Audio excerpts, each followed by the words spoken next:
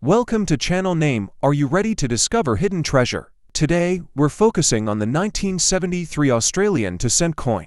Join me as we count down the most valuable coins and explore what makes this coin valuable. Let's get started and see if you've got a coin worth big money. Let's get started. The Australian to-cent coin was introduced in 1966, part of the decimal currency changeover that replaced the pre-decimal penny and halfpenny system. The 2-cent coin continued circulating until 1992, but it stopped being produced for circulation after 1989. The 1973 edition falls right in the middle of this timeline and is relatively scarce compared to some earlier years.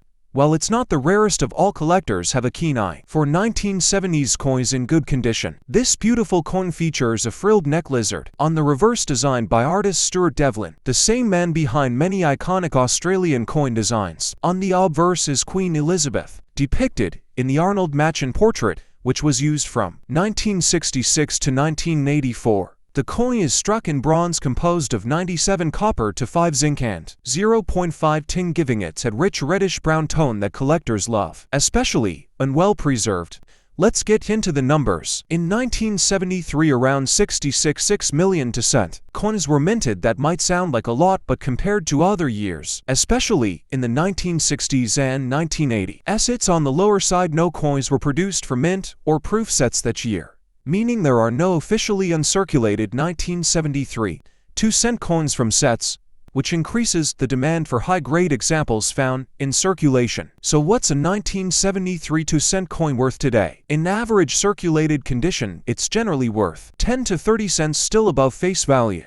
But in uncirculated or near mint condition, these coins can sell for $5 to $15 odd, depending on their luster, surface quality, and absence of wear. Truly mint state coins, especially those graded or higher, can command prices up to $50 AUD or more on collector marketplaces or auctions. Now here's where things get interesting. Some rare coins from 1973 have surfaced, including off-center strikes, die cracks, and cuts, raised blobs of metal due to die damage. These can significantly increase the coin's value, sometimes fetching $100 AUD or more, especially if the error is dramatic and well defined. If you come across a 1973 2-cent coin that looks odd or misaligned, it's definitely worth a closer inspection.